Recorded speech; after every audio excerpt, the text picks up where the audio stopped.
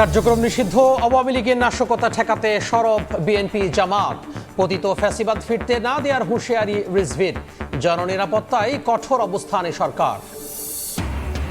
শেখ হাসিনা সহ দুর্নীতির মামলার 10 আসামিকে দেশে ফেরাতে ইন্টারপোলে রেড নোটিশের আবেদন দুদকের। তালিকায় সাবেক ভূমিমন্ত্রী ও এস আলমের শীর্ষ ব্যক্তিরাও। দালিয়ানে জলবায়ু সম্মেলনে অংশ নেবেন প্রধানমন্ত্রী। চীন সফরে সৌরবিদ্যুৎ নিয়ে বড় চুক্তির আশা চিফ হুইপের। পাট খাতের উন্নয়নে হবে সমঝোতা, জানালেন বাণিজ্যমন্ত্রী। উত্তরের নদ নদীতে ওঠানামা করছে পানি, বাড়ছে ভাঙন। গাইবান্ধা ও কুড়িগ্রামে অর্ধ শতাধিক পয়েন্টে তাণ্ডব। দিশেহারা হাজারো মানুষ। স্বল্প মেয়াদে বন্যার পূর্বাভাস।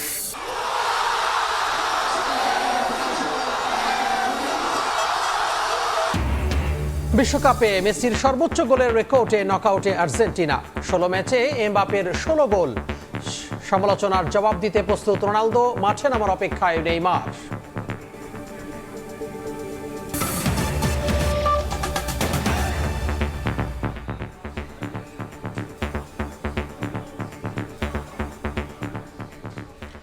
সময় সংবাদে সঙ্গে আছি আমি তোহা খান তামিম।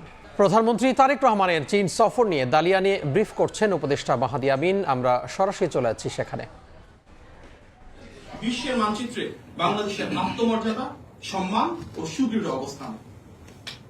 দালিয়ানে ওয়ার্ল্ড ইকোনমিক ফোরামে সামার ডাভোসে মাননীয় প্রধানমন্ত্রীর অংশগ্রহণ সেই ধারাবাহিকতায় বাংলাদেশের জন্য বিনিয়োগ সৃষ্টি, কর্মসংস্থানের সুযোগ সম্প্রসারণের এমন একটি সুযোগ, এবং তার পাশাপাশি বিশ্বের বিভিন্ন দেশে যে বেস্ট প্র্যাকটিস গুলো রয়েছে আলাপ আলোচনার মাধ্যমে সেগুলোকে কিভাবে বাংলাদেশে ইমপ্লিমেন্ট করা যায় সেটি আলোচনার একটি ক্ষেত্র।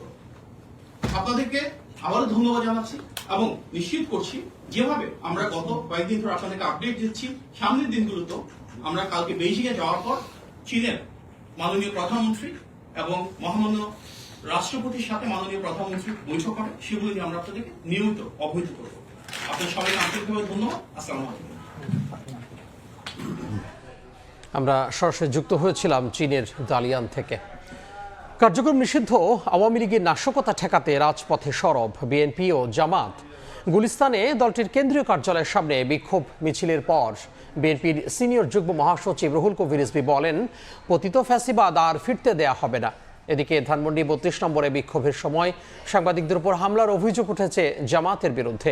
ডিএমপি কমিশনার জানান, সরকারকে বিব্রত করার চেষ্টা নস্যাৎ করে দেয়া হবে।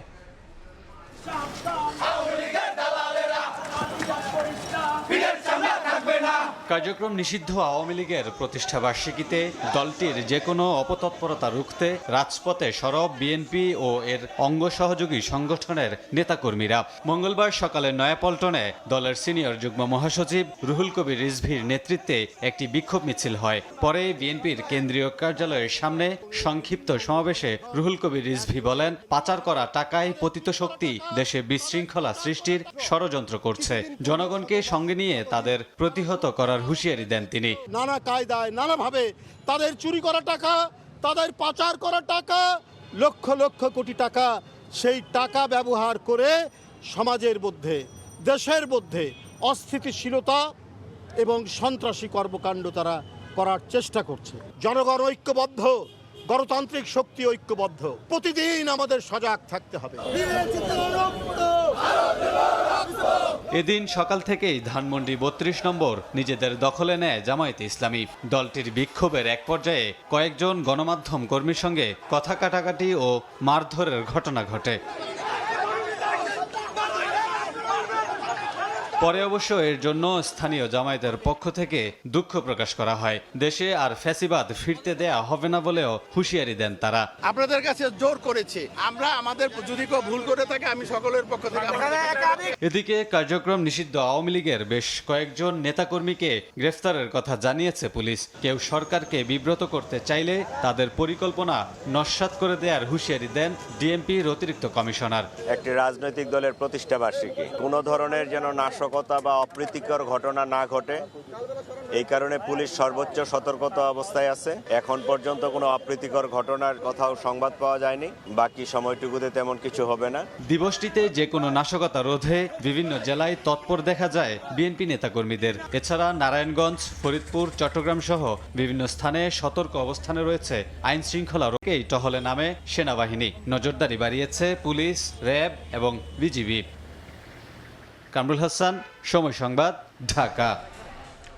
জুলাই আন্দোলন দমনে মানবতা বিরোধী অপরাধের প্রমাণ পেলে বিচারিক প্রক্রিয়ায় নিষিদ্ধ হতে পারে আওয়ামী লীগ। সেই সিদ্ধান্ত নেবেন আদালত। প্রধানমন্ত্রী তথ্য ও সম্প্রচার উপদেষ্টা ডাক্তার জাহিদুর রহমান আরও বলেন, কার্যক্রম নিষিদ্ধ দলের বেআইনি কর্মসূচির কারণে জননিরাপত্তা নিশ্চিতে কঠোর ব্যবস্থা নিয়েছে সরকার। এদিকে সড়ক পরিবহন মন্ত্রী বলেছেন, কার্যক্রম নিষিদ্ধ আওয়ামী লীগের তৎপরতা দেখা জাতির জন্য ব্যর্থতা। ২৪-এর ৫ আগস্ট ছাত্র জনতার তীব্র আন্দোলনের মুখে পতন ঘটে শেখ হাসিনা সরকারের। এরপর মানবতা বিরোধী অপরাধ সহ নানা অভিযোগে আওয়ামী লীগ ও এর অঙ্গ সংগঠনের কার্যক্রম নিষিদ্ধ করে অধ্যাদেশ জারি করে অন্তর্বর্তী সরকার। পরে সংসদে আইন করে দলটির কার্যক্রমের উপর নিষেধাজ্ঞা বহাল রাখে বিএনপি সরকার। নিষেধাজ্ঞার মধ্যেও মাঝে মধ্যে ঝটিকা মিছিল করে নিজেদের অস্তিত্ব জানান দিতে চাইছে আওয়ামী লীগ। ২৩ জুন দলের প্রতিষ্ঠাবার্ষিকী ঘিরে এই তৎপরতা বাড়লে সারা দেশে নাশকতার আশঙ্কায় সতর্কতা জারি করে পুলিশ। গোপালগঞ্জ, ফরিদপুর সহ ৬ জেলায় মোতায়েন করা হয়েছে সেনা। মঙ্গলবার সচিবালয়ে সাপ্তাহিক ব্রিফিংয়ে প্রধানমন্ত্রীর তথ্য ও সম্প্রচার উপদেষ্টা বলেন, কার্যক্রম নিষিদ্ধ দলের বেআইনি কর্মসূচির কারণেই জানমালের নিরাপত্তা নিশ্চিতে কঠোর ব্যবস্থা নিয়েছে সরকার।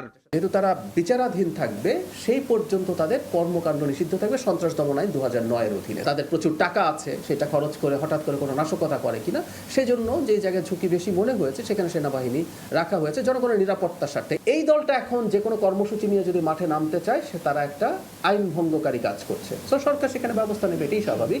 জুলাই আন্দোলন দমনে মানবতা বিরোধী অপরাধের প্রমাণ পেলে দল হিসেবে আওয়ামী লীগকে আদালত নিষিদ্ধ করতে পারেন বলে মন্তব্য করেন প্রধানমন্ত্রীর উপদেষ্টা।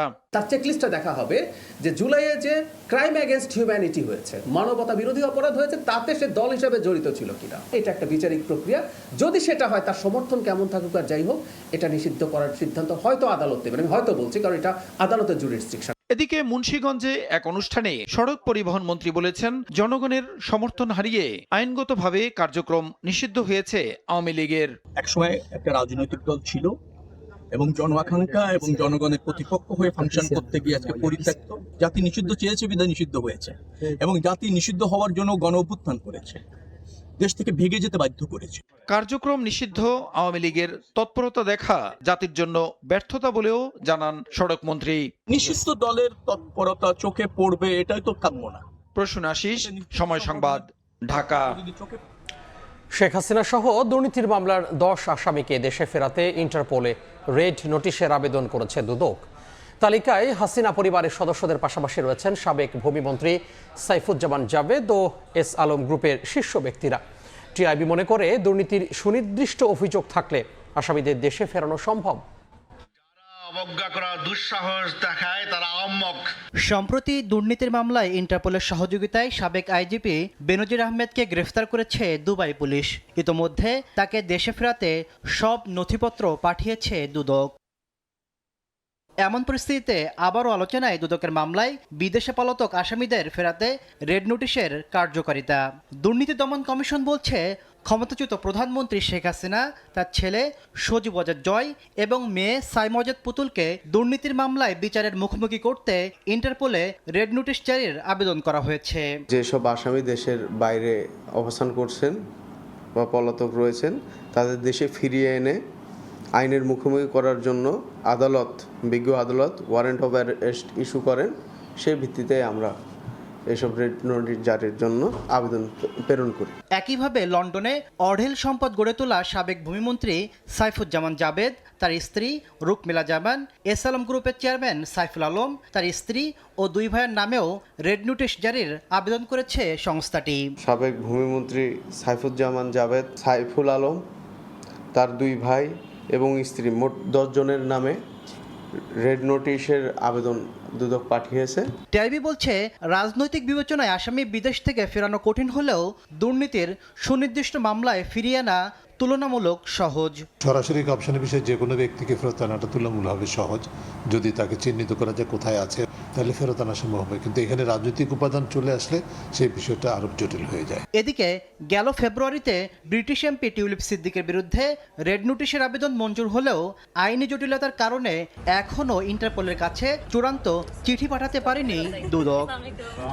তাসলিম তৌহিদ, সময় সংবাদ, ঢাকা। প্রধানমন্ত্রীর চীন সফরে সৌর বিদ্যুৎ নিয়ে বড় চুক্তি হতে পারে বলে জানিয়েছেন সরকারি দলের চিফ হুইপ নুরুল ইসলাম মনি। এদিকে বাণিজ্যমন্ত্রী জানান, সফরে পাট খাতের উন্নয়নে সমঝোতা স্মারক হচ্ছে চীনের সঙ্গে। প্রধানমন্ত্রী তথ্য উপদেষ্টা বলেন, মালয়েশিয়ার সঙ্গে মুক্ত বাণিজ্য চুক্তি এগিয়ে নেওয়া সহ শ্রমবাজার খোলার বিষয়ে আশাবাদী সরকার। দেশে জ্বালানি ও বিদ্যুৎ খাতে দীর্ঘদিনের চাপের মধ্যেই নবায়নযোগ্য জ্বালানিতে গুরুত্ব বাড়ানোর কথা বলছে নতুন সরকার। এমন সময়ে রাজধানীতে সিপিডি আয়োজিত সংলাপে উঠে আসে সৌর বিদ্যুতে পাকিস্তানের সফলতার উদাহরণ এবং দেশে নবায়নযোগ্য জ্বালানির সম্ভাবনার কথা। মাত্র কয়েক বছরের ব্যবধানে পাকিস্তানের সৌর বিদ্যুৎ উৎপাদন ক্ষমতা 50 গিগাওয়াট ছাড়িয়েছে। আমদানি নির্ভরতা কমিয়ে সাশ্রয় হয়েছে $12 বিলিয়ন বেশি বৈদেশিক মুদ্রা। There are different studies and assessment done which measures how much of those have been deployed on the rooftops, and around 28 to 38 gigawatts. So approximately 3/4 of those panels have already been deployed at the rooftops.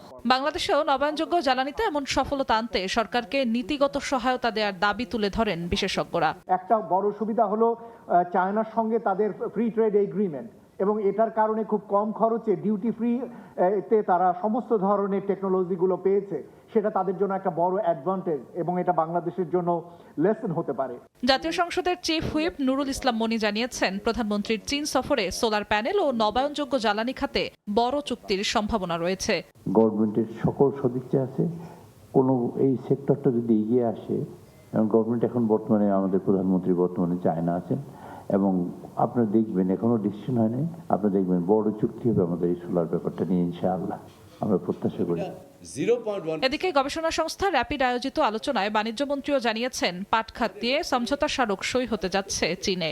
আগামী দিনে আমাদের লক্ষ্য হচ্ছে এই বাংলাদেশেই আমরা একটা study centre করব, একটা রিসার্চ ল্যাব করব উইথ চাইনিজ কোলাবোরেশন প্রেফারেবলি, যেটার এমওইউ আমি আশা করছি আমাদের প্রধানমন্ত্রীর সফরকালে স্বাক্ষরের জন্য। এদিকে প্রধানমন্ত্রীর মালয়েশিয়া সফর ফলপ্রসূ হয়েছে জানিয়ে তথ্য উপদেষ্টা বলেন, দেশটির সঙ্গে মুক্ত বাণিজ্য চুক্তি এগিয়ে নেওয়া সহ শ্রমবাজার খোলার বিষয়ে আশাবাদী সরকার। অতীতে শ্রমবাজার বারবার হওয়ার পর আমাদের দিক থেকে কিছু সমস্যার কারণে আবার বন্ধ হয়েছে। আমরা আশা করি এই সরকার সেই জিনিসগুলো কাটিয়ে উঠে এটাকে কন্টিনিউ করবে। শ্রমবাজার ও বিনিয়োগ ইস্যুতেও আগামীতে ঢাকা কুয়ালালামপুর সম্পর্ক আরও দৃঢ় হবে বলে আশা সরকারের। জিনাতারা জশোয়া, সময় সংবাদ, ঢাকা।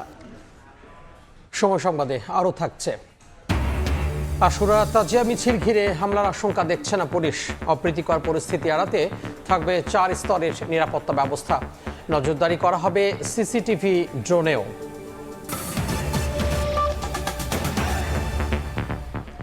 উত্তরের নদ নদীতে ওঠানামা করছে পানি। এদিকে গাইবান্ধা ও কুড়িগ্রামে অর্ধশতাধিক পয়েন্টে নদ নদীতে দেখা দিয়েছে তীব্র ভাঙন। চরম আতঙ্কে নদী পাড়ের বাসিন্দারা।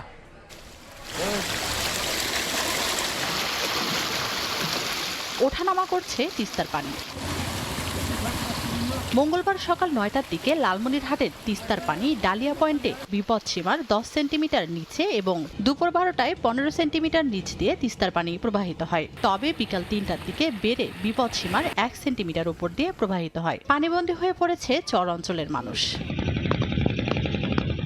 গাইবান্ধায় একদিকে নদীর তীব্র ভাঙন, পাশাপাশি বাড়ছে নদ নদীর পানি। তবে ব্রহ্মপুত্র 161 সেন্টিমিটার, ঘাঘটে 220 সেন্টিমিটার ও করতোয়া নদীর পানি 377 সেন্টিমিটার নিচ দিয়ে প্রবাহিত হচ্ছে। 5-7-10 মিনিটের ভেতরে এটা একেবারে যে পর্যায়ে ভাঙলো, তাতে করে ঘর বাড়ি টানি সারা গেল না, আরো অনেক গাছগাছলা ছিল, সেগুলো মুহূর্তের মধ্যে ডাবি গেছে। এখন যেভাবে ভাঙন শুরু হয়েছে, এভাবে যে বাড়িঘর দেখতেছেন আপনারা, এগুলো একটাও থাকবে না, সব নদীর মধ্যে চলে যাবে। কুড়িগ্রামে ব্রহ্মপুত্র, ধরলা, তিস্তা ও দুধকুমারের পানি এখনও বিপদসীমার নিচ দিয়ে প্রবাহিত হচ্ছে। তবে এইসব নদ নদীর অববাহিকায় 36টি পয়েন্টে ভাঙন দেখা দিয়েছে। এতে চরম আতঙ্কে নদীপাড়ের বাসিন্দারা। যদি বেশি বন্যা হয় তাহলে দেখা যাবে যে আমাদের এই চরাঞ্চলগুলো সবগুলো তলে যাবে। বন্যা হলে মনে করো গরু ছাগল মানুষের ক্ষতি, বেড়াবার পার নাই, লোকে নাই। এদিকে সুনামগঞ্জের জাদুকাটা, পাটলাই, খাসিয়ামারা ও চেলাসহ সীমান্তবর্তী 7টি নদ নদীর পানি কমতে শুরু করেছে। বিপদসীমার 70 সেন্টিমিটার নিচ দিয়ে প্রবাহিত হচ্ছে সুরমা নদীর পানি। তানজিনা তাসনিম, সময় সংবাদ। শিক্ষাক্ষেত্রে ডিজিটাল চুরি নিয়ে সতর্ক হওয়ার সময় এসেছে বলে মন্তব্য করেছেন শিক্ষামন্ত্রী ডক্টর আনম এহসানুল হক মিলন। দুপুরে চট্টগ্রামে বিভিন্ন শিক্ষা বোর্ডের প্রধানদের সঙ্গে মতবিনিময় সভায় তিনি বলেন, আগামীতে পরীক্ষা কেন্দ্রগুলো সিসিটিভির মাধ্যমে নজরদারি করা হবে। নকল আবার কি সেদিন চলে গিয়েছে, কিন্তু নকলের জন্য নতুনভাবে ওই করোনার ভেরিয়েশনের মতো নতুন ভেরিয়েশন হয়েছে, ডিজিটাল হয়েছে। এইদিকে আপনারা লক্ষ্য করেছেন প্রত্যেকটি ইনস্টিটিউশনে ক্লোজ সার্কিট ক্যামেরা থাকতে হবে। আপনার সকলের রেকর্ড আর্কাইভে রেখে দিবেন, আর্কাইভ থেকে দেখব সেখানে নকল হয়েছে কিনা। আর যদি হয় আপনারা সেন্টার কমিটি, অভিভাবক আপনাদেরকে দোষী সাব্যস্ত করা হবে। পবিত্র আশুরা ও তাজিয়া মিছিল ঘিরে কোনো হামলার আশঙ্কা দেখছে না আইন শৃঙ্খলা বাহিনী। এরপরও আশুরা শান্তিপূর্ণ ও নিরাপদ করতে 4 স্তরের নিরাপত্তা ব্যবস্থার কথা জানিয়েছে ডিএমপি। সকালে পুরান ঢাকার হোসাইনি দালানে সংবাদ সম্মেলনে ডিএমপি কমিশনার বলেন, আশুরা উপলক্ষে সব ধর্মীয় স্থাপনায় ও ড্রোন সিসিটিভির মাধ্যমে নজরদারি করা হচ্ছে। 26 জুন শুক্রবার পবিত্র আশুরা সামনে রেখে পুরান ঢাকার হোসাইনি দালানে চলছে নানা প্রস্তুতি। মঙ্গলবার সকালে হোসাইনি দালান পরিদর্শন করে ডিএমপি সোয়াট ও K9 টিম। পরে ইমামবাড়া নিরাপত্তা ব্যবস্থা ঘুরে দেখেন ডিএমপি কমিশনার। সংবাদ সম্মেলনে তিনি জানান, আশুরার আয়োজন নিরাপদ করতে 4 স্তরে নিরাপত্তা ব্যবস্থা নেওয়া হয়েছে। থাকছে ড্রোন ও সিসিটিভির মাধ্যমে নজরদারি। যে কোনো পরিস্থিতি মোকাবেলায় থাকছে বিশেষায়িত ইউনিট। প্রতিটি তাজিয়া মিছিল ও প্রধান প্রধান সমাবেশ স্থলকে কেন্দ্র করে আমরা ব্যারিকেড, পিকেট, লাইনিং এবং রুফটপ ডিউটি মোতায়েন করেছি। নাশকতা যে কোনো ধরনের পরিকল্পনা নস্যাৎ করে দেওয়ার জন্য আমাদের সব ধরনের প্রস্তুতি আছে। তাজিয়া মিছিলে বিশৃঙ্খলা এড়াতে দাহ্য ও ধারালো বস্তু বহন নিষিদ্ধ করেছে ডিএমপি। ঢাকঢোল সহ উচ্চ শব্দের যন্ত্র ব্যবহার থেকে বিরত থাকতে বলা হয়েছে। আতশবাজি, পটকাও নিষিদ্ধ। কোনো প্রকার ধারালো ধাতব বস্তু, দাহ্য পদার্থ, ছুরি, চাকু, লাঠি, ছোরা, তরবারি, বর্ষা, ব্যাগ, সুটকেস, পোটলা ইত্যাদি নিয়ে মিছিলে অংশগ্রহণ করা যাবে না। আতশবাজি বা কোনো ধরনের পটকা ব্যবহার সম্পূর্ণভাবে নিষিদ্ধ থাকবে। নিরাপত্তার পাশাপাশি তাজিয়া মিছিলের ট্রাফিক পরিকল্পনাও সাজিয়েছে DMP. Imambara, Bakshibazar, Azimpur, new market, Jigatola, 7 Masjid road হয়ে মোহাম্মদপুরে শিয়া মসজিদে শেষ হবে মিছিল। এসব এলাকায় থাকবে ডাইভারশন। ভোগান্তি এড়াতে শুক্রবার সকাল 10টা থেকে মিছিল শেষ হওয়ার আগ পর্যন্ত এসব সড়ক এড়িয়ে চলার আহ্বান পুলিশের। মাসুদুর রহমান, সময় সংবাদ, ঢাকা। সুইজারল্যান্ডে আলোচনায় ইরানি সম্পদ ছাড়ের বিষয়ে অগ্রগতি হলেও মার্কিন প্রেসিডেন্ট ডোনাল্ড ট্রাম্প জানিয়েছেন, শুধু যুক্তরাষ্ট্র থেকে খাদ্য কিনলে ইরানের জব্দকৃত অর্থ ছাড় দেওয়া হবে। চুক্তি না মানলে প্রয়োজনীয় পদক্ষেপের হুঁশিয়ারি দিয়েছেন তিনি। এদিকে ইরানের কেন্দ্রীয় ব্যাংক বলছে, চুক্তিতে কোথাও যুক্তরাষ্ট্র থেকে খাদ্য বা কৃষি পণ্য কেনার বিষয়ে কোনো বাধ্যবাধকতা নেই। একই সঙ্গে সমঝোতা হলেও ওয়াশিংটনের উপর পুরোপুরি আস্থা রাখছে না দাবি করে নিজেদের প্রতিরক্ষা সক্ষমতা বাড়ানো অব্যাহত রাখার ঘোষণা দিয়েছে তেহরান।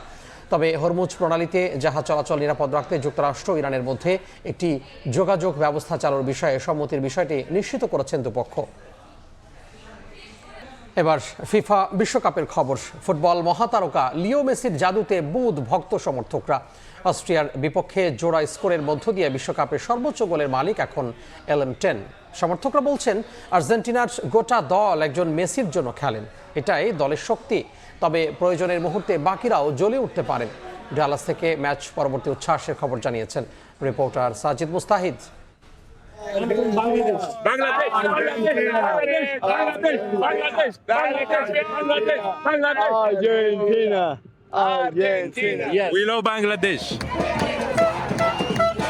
কানসাসে আলজেরিয়ার বিপক্ষে হ্যাটট্রিকের পর ডালাসে লিওনেল মেসির 2 গোল। বিশ্বকাপে এখন পর্যন্ত মেসির চেয়ে বেশি গোল নেই আর কারো।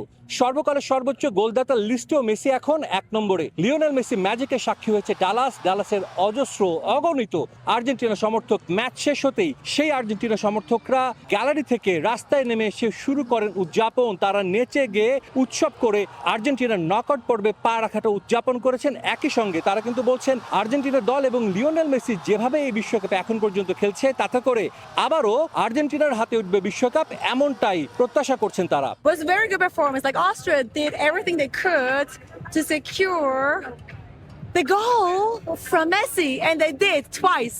So good job, boys. You did a good job. Argentina in the knockout stage because teams will start double teaming and triple teaming Messi, but he is that good. Argentina 2 match খেলেছে এবং 2 ম্যাচে একমাত্র Messi করেছেন 5 গোল। অনেকেই বলছেন Argentina দলের অতিরিক্ত Messi নির্ভরতা নকআউট পর্বের ম্যাচগুলোতে আর্জেন্টিনা দলকে কিছুটা হলেও ভোগাতে পারে। তবে সবাই তো জানে আর্জেন্টিনার বাকি 10 জন কিন্তু খেলে মাঠের 11তম খেলোয়াড় লিওনেল মেসির জন্য, এবং এটাই তাদের ভালো করতে আরো এগিয়ে যেতে সাহায্য করছে। All the team play for Messi. We have no idea, but we love Messi and we expect that he keeps scoring goals for Argentina. 24 June Lionel মেসির জন্মদিন। লিওনেল মেসি 39 বছর বয়সে পা রাখবেন। আমরা জানি লিওনেল মেসি এর আগেও বিশ্বকাপ চলাকালীন তার জন্মদিন উদযাপন করেছেন, তবে এবারের জন্মদিনটা যে অবশ্যই বিশেষ হতে যাচ্ছে তা কিন্তু বলার অপেক্ষা রাখে না, কারণ লিওনেল মেসি এখন পর্যন্ত এই ওয়ার্ল্ড কাপে 5 গোল করেছেন। যে কোনো দেশের মেসি সমর্থকরা কিন্তু মেসি বলতে পাগল। তারা কিন্তু মেসিকে জন্মদিনের অগ্রিম শুভেচ্ছা জানিয়েছেন। একই সঙ্গে অনেকেই বলছেন তারা চান না যে এই ওয়ার্ল্ড কাপের পর মেসি অবসরে যাক। I truly think they're going to win the World Cup again. I mean, we have to. We got Messi. This is his last game. And other than that, I wish the GOAT a happy birthday. Argentina 2 ম্যাচে 6 point নিয়ে এরই মধ্যে পা রেখেছে knockout পর্বে। এরপর আর মাত্র একটা ম্যাচ বাকি আছে গ্রুপ পর্বের, সেটা দুর্বল জর্ডানের বিপক্ষে। সেই ম্যাচটা হবে এই ডালাস স্টেডিয়ামে। সেই ম্যাচেও সবে অপেক্ষায় রয়েছে আরও একটা মেসি ম্যাজিক দেখার। ডালাস থেকে সাজিদ মুস্তাহিদ, সময় সংবাদ, যুক্তরাষ্ট্র। আবারও দুর্দান্ত পারফরমেন্স লিওনেল মেসির। আবারও আর্জেন্টিনা জয়। অস্ট্রিয়াকে 2-0 গোলে হারিয়ে নকআউট পর্বে পৌঁছে গেল বর্তমান বিশ্ব চ্যাম্পিয়নরা। পেনাল্টি মিস করলেও ম্যাচে 2টি গোলই করেন আর্জেন্টাইন তারকা মেসি। যুক্তরাষ্ট্রের ডালাস থেকে SM ইকবালের রিপোর্ট।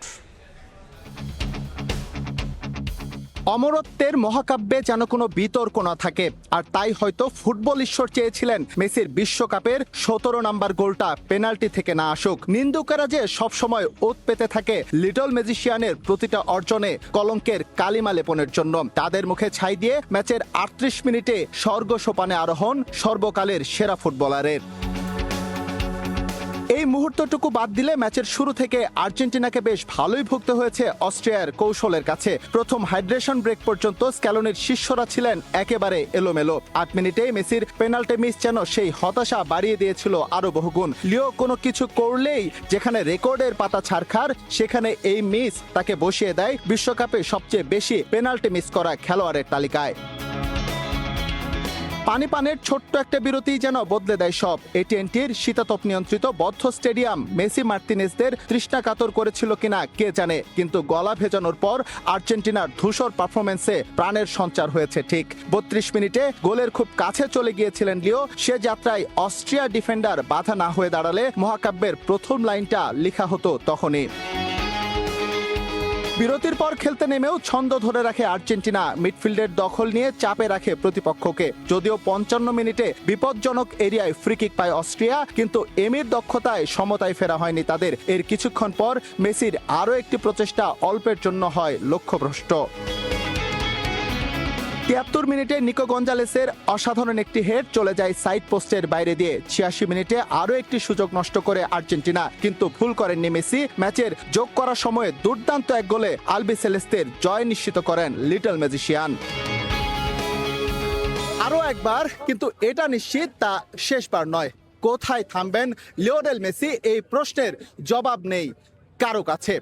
রেকর্ডের পাতা চুরমার করে নিদারুণ এক মহাকাব্যে সর্বকালের সেরা ফুটবলার আর্জেন্টিনাকে তুলে নিলেন এবারের বিশ্বকাপের নকআউট পর্বে। AT&T স্টেডিয়ামের সামনে থেকে SM ইকবাল, সময় সংবাদ, যুক্তরাষ্ট্র। সমালোচনার জবাব দিতে নামছেন ক্রিশ্চিয়ানো রোনালদো। বিশ্বকাপে ঘুরে দাঁড়াতে উজবেকিস্তানের বিপক্ষে মাঠে নামবে পর্তুগাল। ম্যাচ শুরু রাত 11টায়।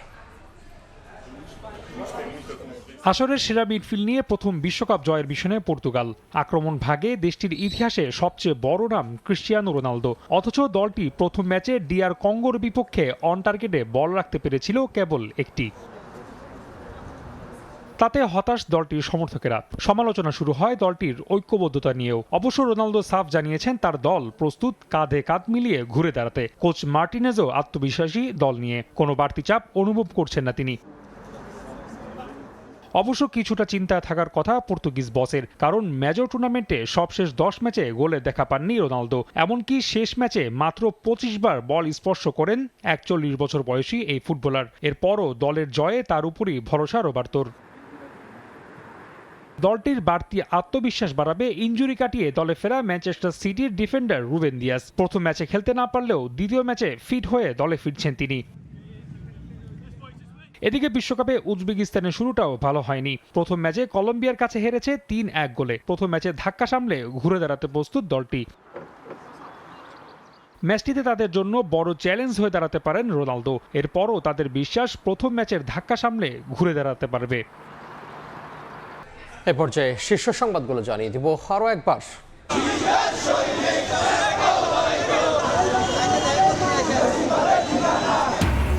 কার্যক্রম নিষিদ্ধ আওয়ামী লীগের নাশকতা ঠেকাতে সরব বিএনপি জামাত। পতিত ফ্যাসিবাদ ফিরতে না দেওয়ার হুঁশিয়ারি রিজভির। জননিরাপত্তায় কঠোর অবস্থানে সরকার।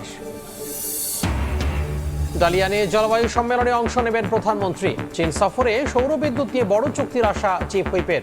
পাট খাতের উন্নয়নে হবে সমঝোতা জানালেন বাণিজ্য মন্ত্রী।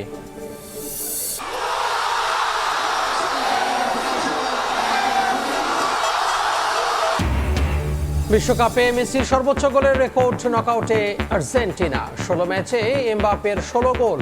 সমালোচনার জবাব দিতে প্রস্তুত রোনালদো, মাঠে নামার অপেক্ষায় নেইমার।